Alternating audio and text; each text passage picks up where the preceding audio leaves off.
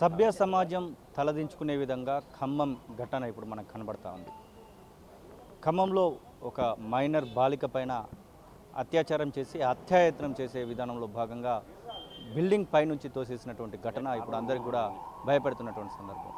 మనతో పాటుగా మాట్లాడడానికి జాజుల శ్రీనివాస్ గౌడ్ ఉన్నారు. కొద్దిసేపటి క్రితమే ఆ పాప కుటుంబాన్ని ఆ పాపను పరామర్శించి అయితే వచ్చారు. అన్న ఏమని చెప్తా ఉన్నారు, ఆ పాప పరిస్థితి ఎలా కనబడతా ఉంది మీకు ప్రస్తుతం? ఇప్పుడు అత్యంత దురదృష్టకరమైన సంఘటన. ఎవరైతే ఈ అహ్మద్ పాషా అనే ఒక క్రూర జంతువు ఉన్నదో అది అడవిలో బతికే జంతువు, కానీ మానవ సమాజంలోకి వచ్చి ఒక 12 ఏళ్ల మైనర్ పసిపాపను ఆడుకునేటువంటి పాపను తీసుకుపోయి ఇవాళ ఘోరంగా అత్యాచారం చేయడమే కాకుండా ఆమెను హత్య చేయడానికి ప్రయత్నం చేశాడు. ఆ హత్య చేయడానికి ప్రయత్నించడంలో భాగంగా ఈ అత్యాచారం చేసింది ఎక్కడ ఈ సమాజంలో వెలుగులోకి రావద్దు, ఇది ఆత్మహత్య కింది పోవాలని కుట్రతోటి 2వ ఫ్లోర్ నుంచి కిందికి తోసేసాను. ఇవాళ దేవుని దయ వల్ల ఆ అమ్మాయి కొద్దిగా స్పృహలోకి వచ్చి జరిగినటువంటి ఈ ఘోర సంఘటనను ఇలా సమాజానికి తల్లిదండ్రులకు చెప్పగలిగింది. ఈరోజు పోలీసులు కేవలం ఆ మహమ్మద్ గౌస్ పాషా అంటోని నామమాత్రంగా అరెస్ట్ చేసి జైల్లో పెట్టింది.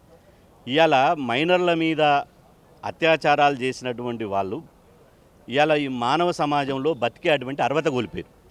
ఇవాళ వృద్ధుల మీద మైనర్ల మీద రోజుకొక దగ్గర అత్యాచారాలు జరుగుతుంటే ప్రభుత్వం నామకే వాస్తే అరెస్ట్ చేసి బిర్యానీలు పెట్టి జైళ్ళల్లో మేపుతుంటే ఇలా సమాజానికి ఏం సందేశం చెప్తారు?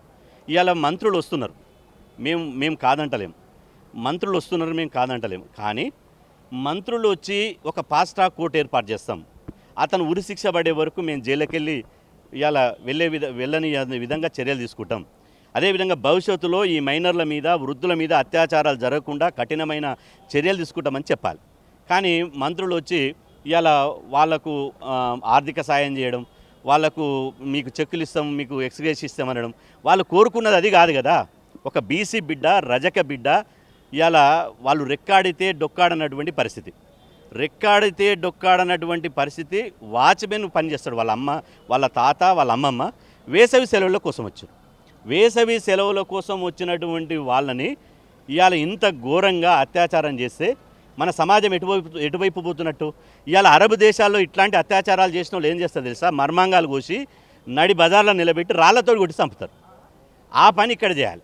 ఆ పని ఇక్కడ చేస్తే మహిళల మీద ఎవడైనా తాగుబోతులు, తిరుగుబోతులు, కామాంధులు, బలిసినోడు, కొవ్వెక్కినోడు, పసిపిల్లల మీద, వృద్ధుల మీద కన్నెత్తి చూడాలంటే భయపడాలి. అట్లాంటి చట్టాలు తీసుకురావాలి, అట్లాంటి వ్యవస్థ తీసుకురావాలి, అప్పుడే ఆగిపోతాయి.